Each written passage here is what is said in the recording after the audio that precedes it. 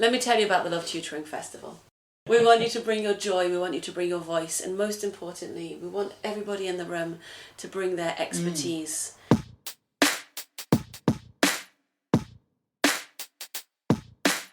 We are genuinely empowering the child to make some of those decisions about feeling good about life, living a life that is worth living, which of course it means going back and being with your friends in school. What I've found about this partnership that we have is that it celebrates the good. It looks at that horizon and thinks that can be a world where those who need it the most can't get it the most. The biggest lesson I could ever tell anybody, it has taken me years to learn, is the art of connecting with people. So you and I were talking earlier about listening.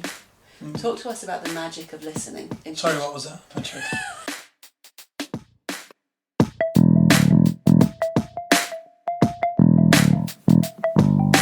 Hello and welcome to the Qualified Tutor podcast, the podcast that brings you the latest in the world of tutoring, edtech and education, and hopefully inspires in you the big change that each and every one of us is capable of. Qualified Tutor is an industry-leading tutor training organisation and online tutoring community for thousands of tutors around the world. This podcast is the voice of this community, where we aim to hear from tutors, teachers, entrepreneurs, coaches, business experts, students, tutorpreneurs, and more from the world of tutoring about what inspires them every day, how they can help tutors like you, and what they've learnt about tutoring along the way. The question is, what will you learn today? Hi guys, it's Ludo here, host of this podcast and director of the Love Tutoring Festival. Julia and I thought long and hard about whether to release an episode today on the 23rd of December 2021, due to its proximity to the traditional festive break taken by those who celebrate Christmas. But this conversation is just too good to hold back. If you've got a few spare moments, a time for pause over the next week or so, or whenever you're listening to this, settle in, listen and learn from two of the very best. Julia Silva, founder of Qualified Tutor, and Diego Mello, CEO and co-founder of Nudge Education, who are lead sponsors of the Love Tutoring Festival 2, coming to screens near you from Monday the 24th to Friday the 28th of January 2022. Enjoy. Hello and welcome. My name is Julia Silva. I'm the founder and the CEO of Qualified Tutor. I'm here with Diego Mello, founder and CEO of Nudge Education, and we are very, very proud to bring the Love Tutoring Festival to you. Yeah, so are we. Go ahead. So, thank you, Julia. I got a phone call from Julia the other day and said, we're running Love Tutoring Festival again, and I could not wait to get behind it. I was like, yes. How can we do it? And, excited to announce to you, I guess, what we might be doing together. So why the Love Tutoring Festival, Diego? Why are you so excited about it? To be honest, Qualified Tutors and Love Tutoring Festival being this sort of twin sisters kind of thing. Yeah.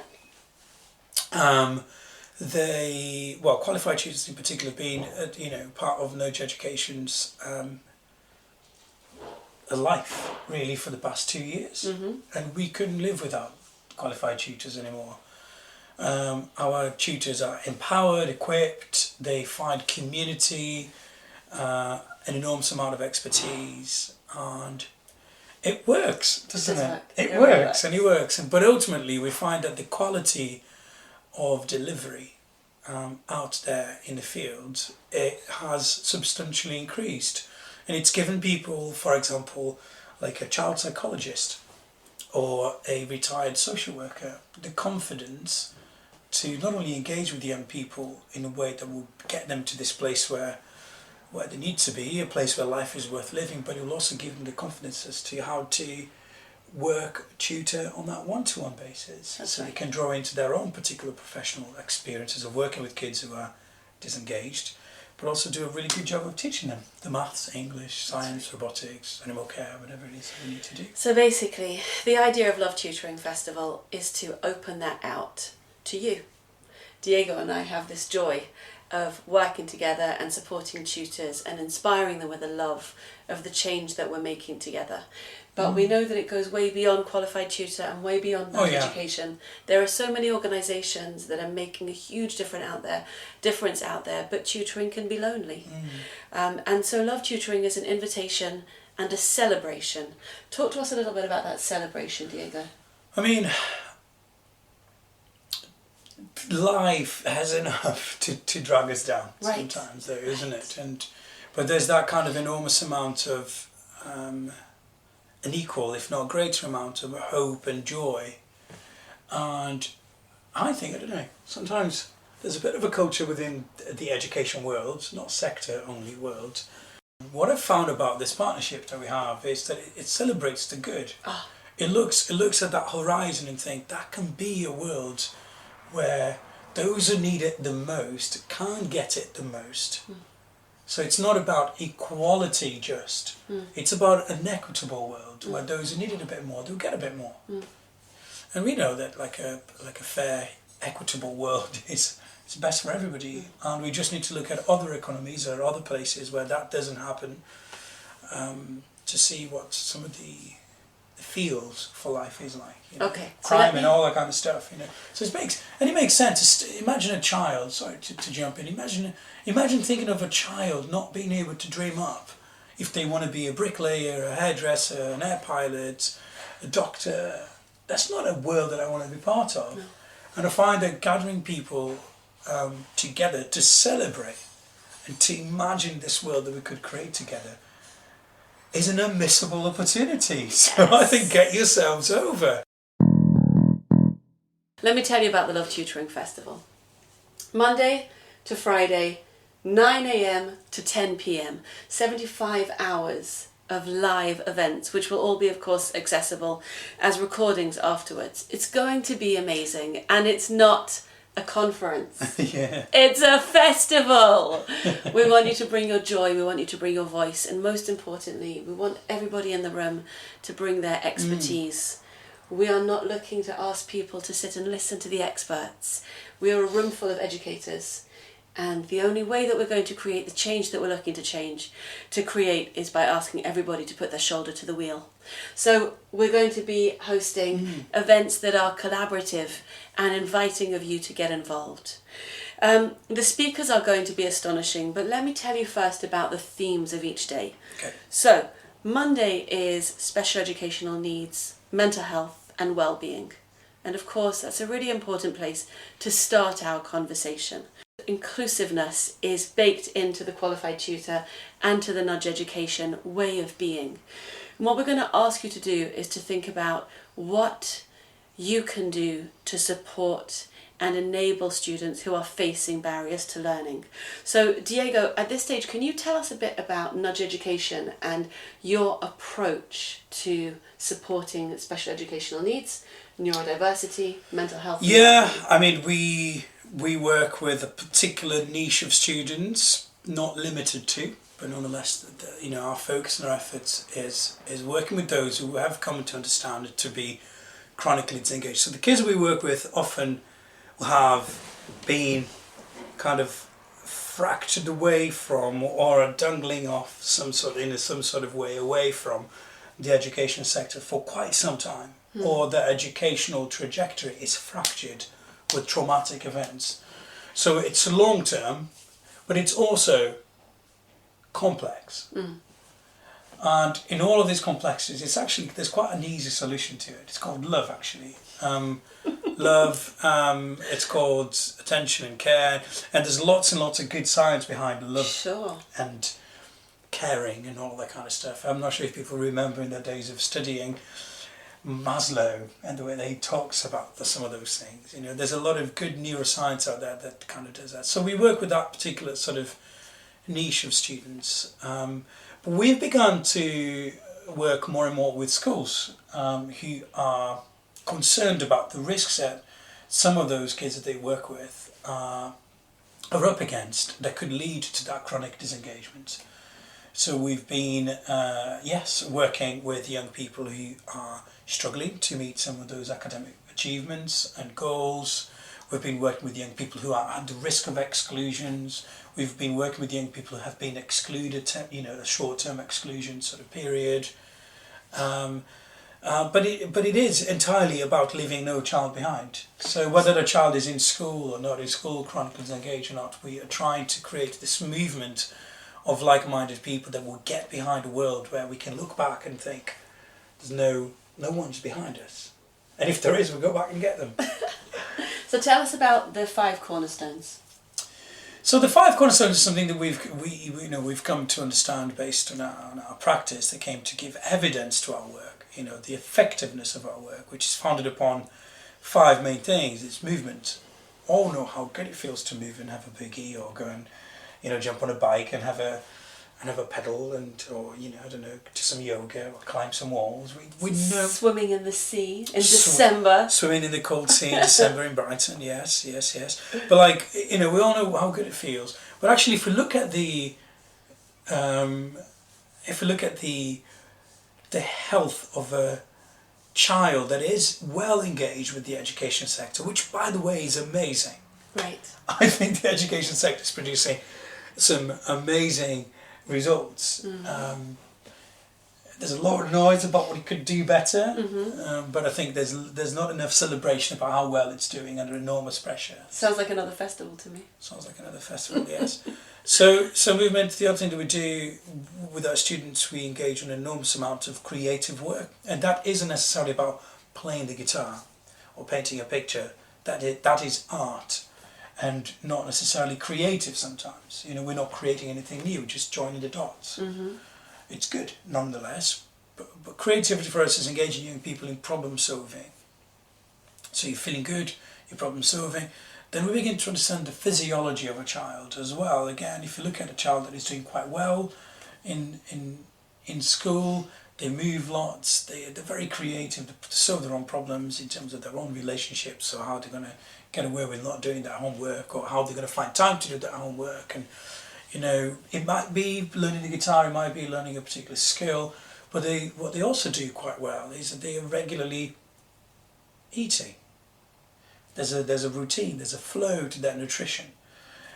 There's enormous debates about what's healthy food and what's not healthy food. What should we give a child whatever Donald's, or should we give them some broccoli instead, or something like that? There's an enormous polarized argument. It's quite noisy as well. What we do know about the physiology of a child as well is that by eating you kind of activate that rest and digest part of your central nervous system, which then probably helps you to engage with more a thoughtful concentration, or perhaps even rest, which is the other thing that we do with the young people we work, or that we have the pleasure of working with or intervening, is we put some good routines there of rest. And that rest isn't necessarily just sleep. Rest is about having a chance to slow things down and turn off the engine for a little bit, and maybe look at something or watch something. And then ultimately, we do want young people to grow in their ability to be aware and present. And so we do lots and lots of reflective work, be it whatever it is. Whilst all of this is happening in the background, we're delivering the maths, the English, the robotics, the biology, the psychology, the carpentry, whatever. We taught somebody to do got a certificate in wild swimming. Somebody from the Midlands. Great. I wish it had been me who had delivered it, but I'm not qualified enough to do it. I do that. So no wonder we have this success rate, because actually we are genuinely empowering the child to make some of those decisions about feeling good about life, living a life that is worth living, which of course it means going back and being with your friends in school, or of course it means reconnecting with new people. It's very hopeful. Very, yeah. But we need to know that we're not alone. And I think that's why the festival is so important. Whether you're a lone individual, single tutor with your own clients, whether you're part of an organisation that's delivering on the national tutoring programme, whether you are a slightly, different organisation like Nudge Education, has some of those elements in there. It's really important that we feel connected, that we know that we're part of a greater idea. Yeah. So, Okay. Thank you. I'm going to ask Diego to tell us his thoughts on the business of tutoring now, because Tuesday is our focus on ourselves as freelancers, as small business leaders, and sometimes medium and large businesses. But what's so interesting there is the combination between your mindset as an educator and your mindset as a leader, and how those two things come together with management skills as well. And you and I talk about this a lot, about that North Star and about serving that North Star vision. So can you talk to us about your history moving from being a school leader to being a business leader, and what was transferable and what skills you needed to learn? Well, thank you. I think I'm still a better educated than a business leader. I must tell everyone. But I think the biggest lesson I could ever tell anybody, and I think it has taken me years to learn. Years, and it'll probably take me years to perfect, but it'll probably stay with me for the entirety of my career, is the art of connecting with people. There is, business it's a transaction, isn't it? So it's an engagement. It's a service. It has to make people's lives better. It has to. And those who can actually tune into that, they'll build great businesses. It's very important. I know people are probably dying to understand the how, and how do you get this? What kind of software do we do? Blah, blah, blah, all that noise. Or as some very wise young woman from Scandinavia would say, blah blah blah. I think the important thing here, Julie, is to understand that we are serving, and the privilege in that. So tune in your service. Understand how to communicate your service. Be kind enough to understand how to improve that. But mostly, I think the business of tutoring, whilst we have to take great care, I think the festival will unpack some of that. From taxation to marketing to all of that kind of stuff that's been there for years. I think one of the things we need to be attuned to, and I think hopefully that theme will emerge as well in the festival, is as business people who have an interest in doing something, but also getting something back, be it motivation, be it money, be it purpose, whatever it is. It's important that we connect and we understand that particular art of connecting with our environment, with our ecosystem, and being a great part of it, and understand the role that you play. Talk to us a little bit about allyship as well in business. Well, yes, it's an enormous sort of a natural human reaction, isn't it? The amygdala kicks in, so who's going to get that student, who's going to get my student, you get all like, do you know how I know that? Because I've been there many times. You're so honest, I love it. That contract and stuff. And it's all very important, of course it is. But ultimately, it really is about being an ally to all of those parts, have an interest in the gift that you have to offer. So we often challenge or we invite people into conversations when they assume that we are anti the education system, or that we don't want to add to this, or that schools are bad, or it doesn't make any sense. I think the allyship element really touches on very briefly on the concept that we are in this ecosystem, that actually we're all trying to do the same thing. We're all trying to live a life worth living. That's really that straightforward. So from that place, if you work back from that place, the world is bringing us to a place where the concepts around competition or gains, might bear some short-term gains for whoever it is leading that, but ultimately it's that long-term journey that we want to be together, that we are. You're making me think of Simon Sinek's Infinite Game, where he talks about the fact that nobody wins at business and nobody wins at life. What you're supposed to be doing is just moving forward together and making change along the way. So as a tutor, I think one of the greatest but rare things that we've observed at Nudge Education the past 6 years or so is when people are trying to side with a particular part of that. It always feels disjointed.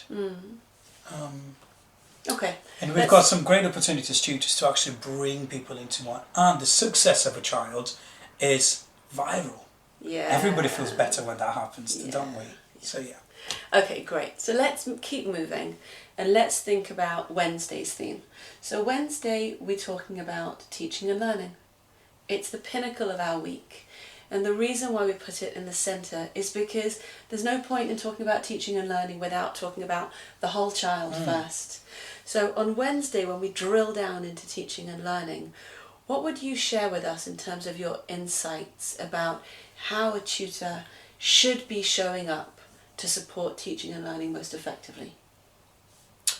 Well, again, I sound like a broken record. Consistent. But it really is just like it's about connecting with, the organisations out there and having that conductivity. That is the crux of successful tutoring. It's about being able to connect with your child. You might be an excellent mathematician, but if you're not connecting with the child you're trying to teach maths, they'll probably nod. They'll probably get the right results, but the maths will never have the impact that you wanted in the long-term sort of outcomes for that child. Some might debate it. So I think when it comes down to teaching and learning, again, it's about knowing the child that you're teaching. Yeah. And we can do that through all sorts of things. There's numerous amounts of software out there, like do your baseline, figure out some of their preferences, really understand what their interests are, gauge the mood. So it really is about the overall understanding of what that student that you're about to go and teach is like. You and I take that pace, don't you? You have to slow it down, because otherwise you get straight down to business, and you miss the whole point of the business of tutoring. Oh, beautiful. So you and I were talking earlier about listening. Talk to us about the magic of listening. What was that? In teaching and learning. Talk to us about listening. There are, so I'm a terrible listener sometimes, Julia, I have to tell you. And that resulted in some difficult things, having to, difficult conversations with people when I was misunderstood. And instead of taking I was misunderstood sort of stance, I was like, actually, I was misunderstood because that's the vibe that I gave back, that I wasn't really paying attention. So there are some very obvious places we can go with listening. Start by slowing down. I came here to your beautiful home in London, and I'm very grateful that you welcomed me. We could have jumped straight onto the video, but we had some conversation, didn't we? And a good cup of tea. And a great cup of tea. But we allowed time. Yeah. And I think that's not a luxury that we should be looking to afford. It should be part of the process. So you're talking about take the time with your student to make the space for them to really speak and be heard. Yeah? Well, yes, but there's also the pragmatism of, if you're teaching straight up maths or physics, it's important to understand and listen, because we might have that syllabus set that we need to deliver on in order for them to pass an exam, but you might be missing out on some of those, I like this, or this is really interesting. I'm not quite sure about this. It's those curious sort of snippets of sort of things. Listen to the clues that they're telling potentially, you. Potentially. I think that would be way better tutors from Nudge Education to talk about those details. But I think, again, it really boils down to the art of connecting with your student. 100%. I mean, we'll go back around in circles and the experts will tell you, not me. It really is entirely about connectivity with your wider social ecosystem that you're part of, that you should be blessing and being blessed by. Beautiful. Okay, Thursday, we'll be talking about the National Tutoring Programme. Fantastic. And we'll be talking about the tuition partners and talking with the tuition partners, which will be a fascinating couple of roundtables. And we're really going to dig into the schools-led programme because that's a new initiative that's enabling more people to be quite intentional and quite autonomous about who's working with each student. Yeah. I think the thing that I want to ask you, Diego, is this. Why should schools be making use of the National Tutoring Programme? Well, because every single child matters. I know it sounds like an old campaign from government, doesn't it? Every child matters. And there's probably a reason why that was a good name. They do. And, we've got to be living in a world where everyone is equitable. Where things are more equitable, I'm meant to say. What that means is some need a bit more than others because we don't want to leave anyone behind. And it doesn't make any economic sense, but also it doesn't quite tap into that visceral human element of us. He says, why should Mary dream of being a doctor or a scientist, but Elizabeth is being deprived from that opportunity to feel so good about life and be able to actually be at the same start line in school. Do you believe that the National Tutoring Programme can help? I think it's wonderful. I think it's amazing that so many organisations are behind it. I think we've got I know of some incredible people, organisations delivering on that, some of which are sponsoring some of the festival as well, Johnny Munnings, and many others. I don't know if I should be saying names or whatever, I'm not very good with these things. But it's fantastic, number one, that lots of organisations are getting behind it. I think it's brilliant that we finally are attempting a concerted effort to make sure that children are not, disproportionately disaffected by the time that we had with COVID, but B, that we close that inequality gap a bit more. I'd love to see that bridged. There's no gap. Everybody just walks to the right side. If they find themselves on the wrong side. And the wrong side is lack of opportunities, feeling like they can't achieve, or anxious about going to school, or holding a pen, and so on, that kind of stuff. And I think it's fantastic. I think there is some work to do about making sure schools know more about it. But tell me, if there's finances and resources out there to get the most advantage in your school, to come alongside some amazing professionals who are focused on moving them from this sort of point to that sort of point, who would want to get behind it? And let's do it. Let's just do it. And let's clear the barriers. Sometimes let's start faffing about and crack on. So I say to my team, yes, that it's all very well to be busy, but unless we're getting in front of the children who need us the most, it becomes all but a pointless exercise of ego or business. Just busy for what? Is it producing the results that we want, which is relieving people from this place of mareness and taking them to this place of greatness where life is worth living? So let's do it. I think let's get rid of the noise and let's crack on with what matters, which is making sure that every single child gets the chance that they deserve. And then imagine the world where we've got a country where pupils are happy and achieving well. Imagine that. Imagine the potential. I'll be well in for that, yeah. Let's zoom right out and let's think about Friday, World Tutoring. What does it mean to you, the concept of tutoring as an international profession? Yeah, well, Julia, we have enormous amounts of conversations with international schools and work happening with international schools, and what's that indicating to me, particularly from our angle, is that number one, chronic disengagement is happening, is a feature in the international student population, and then number two, that inequality is something that every single country in varying degrees are experiencing. I have I was not diagnosed with anything in school, but if you look back at my history in school, it's littered with episodes of hyperactive and attention difficulties. I was then tutored. I went to this private tutoring sort of centre to learn about primarily maths. Whereabouts? In Recife, in Brazil. That's why I'm telling you that. Because I was a massive, and that gave me the confidence. And I still remember the guy. He had this, he got this kind of grey hair, and he was a I think he was a PhD student, physics PhD student, and he was there. But there's something about, I'm trying to remember his name. I can see his face. He was tall and he was just so warm. And I'd show up like dead scared because all these kind of little private rooms. It was a long time ago, let's put it like this, in his house.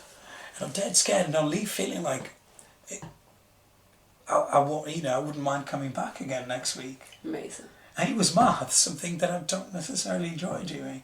So tell us a bit about the referrals that you get from across the world at the moment. It's primarily work that we have with British schools to hear about what we're doing in the UK. And they ask if we could help, and we always say yes, and then it goes from there. And it's a joy. Let's just leave it at that. Okay, so I think the big question is this. Diego, why are you excited about partnering with us in the Love Tutoring Festival? What's it all for? I mean, honestly, again, I'm going back to the same thing over and over again. It's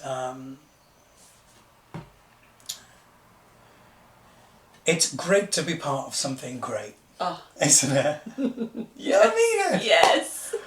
I mean it. It comes with all sorts of wonderful things, things that will bring you joy, things that will bring you thought, things that will bring you challenge, stress and challenge. Yeah. But isn't that just how it goes from birth? Mm-hmm. I mean, there's stress and joy in one particular go. Not that I've given birth ever myself, but I can imagine that. I was there for my sister, right there with her, and it was this complex thing of like joy and pain and wow. So I want to be part of something great, Julia, and I think that what you've got here is very, very precious. But I want people to know that there is an organisation out there, Nudge Education, that is entirely democratised, whose sole concern is to empower tutors to engage with young people in a way that will take them away from this place of not being a great place and life is a bit pointless, and I wish I could use some words to describe it, but it's probably not good in a public forum or in anyone's house. It's pretty poopy to take them to a place where there are at least glimpses of so we move them away from this place now. So I want to be part of something great, I guess. I love it. Okay, Diego, every day during the Love Tutoring Festival, Nudge are going to be running insights sessions. Can you tell us, and those are going to be at lunchtime between 1 and 2, I believe. Could you tell us a bit about what's going to be happening during those insight sessions, who can join, what it's for, what the idea is? Yeah, so during those insight sessions is a place for you to slow down. I think it's a place for you to come and learn some really precious neuroscientific insights into what it takes to engage with children and their brains and help them learn and stuff. So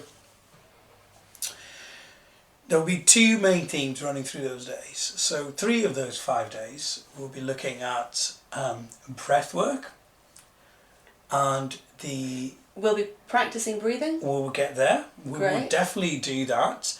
But we'll be looking at the neuroscience of breath work and how that can support academic performance. But we'd also be giving you and tutors, good deep breath in. Thank you for the reminder. And we give you the chance to understand how breathwork can really enhance your performance as a tutor. That kind of thing. Taking that little step back. I think I breathe twice a week. I'm not sure I know, remember to honestly, breathe. mate. Really? Sometimes I have to literally think about it. Even though it's happening, There's something really, really kind of refreshing, and it's incredible. It's moving away from being a hippie and thinking about breathwork and meditation, and understanding that the most high performing people in the world, from the British GB team all the way through to people in business, they practice that daily. Yeah. And that grounds them. Yeah. And that helps them to do what? Connect. So that's breathing is on our curriculum. Yeah. So and the other thing. So we'll be doing 20 minutes of giving people a little bit of an understanding and practicing for 10 minutes Beautiful. every day at a particular time. Beautiful. So bring your sandwich and stick around at lunchtime also, because we will have an opportunity to slow things down and to give you a chance to be intentional and to create more connectivity. And then there's one more element that we haven't had a chance to touch on yet. Okay. And that is the awareness sessions. So, and this idea came from you.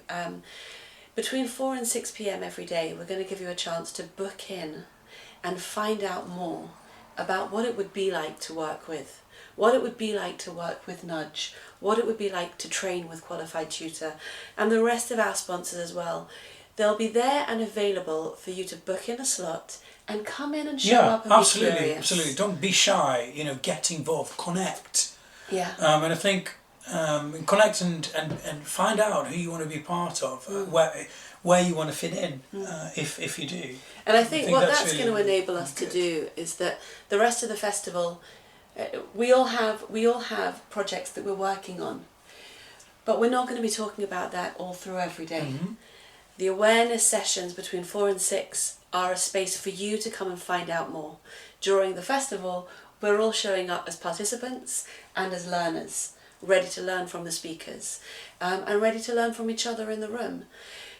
Diego, from my point of view, this whole process of telling people about the festival is part of the magic of the festival. And this process of sharing these conversations with a broader audience, an international audience, and an audience that's coming from social work and physics PhDs, and bringing them all together to understand what's this piece in the middle that we all have in common. What is tutoring when it's at its core? What is being that trusted person, right? Yeah. The person who's leading the change. So I'm grateful to share this process with you. I know, yeah, me too. I mean, I cannot believe that we're part of this. It's going to be huge. It's such a great thing to be part of. And I mean, if you get behind all the noise, Julia, what is really this about? It's about preserving our humanity. And it sounds to me like, what on earth is this guy about? Because of course it is. Because if it isn't, why would it be helping out those who need a bit of extra support? Yeah. It's because we value the humanity and the fair chance and everything else. So this is really rich. And I hope lots and lots of you will join in. Okay, so if you want to know how to get involved with the Love Tutoring Festival, go to our website, qualifiedtutor.org/Love Tutoring Festival. Over there you will find that there are 3 types of tickets that you can buy. The majority of our tickets are free. The majority of our events are free, thanks to our partners like Diego. If you want to join our CPD accredited workshops, which are delivered by community members and will give you a certificate and also a membership to the Qualified Tutor community, then you will be able to purchase a ticket over there as well. But most importantly, join us, be part of it, make use of it. We exist to support you and to help you to love tutoring. Thank you, Diego. Great, thank you. Get involved, everybody, and we will be there. So, see you soon. Bye. Thanks.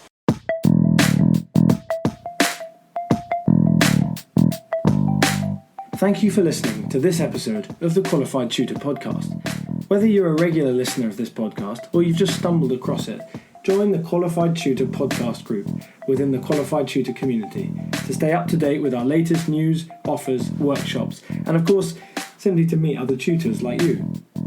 Whatever your level as a tutor, our training courses will be the next step in your professional development.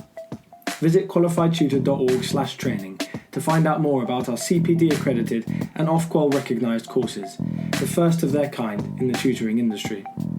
Your student deserves the best tutor possible. Make that happen today by joining Qualified Tutor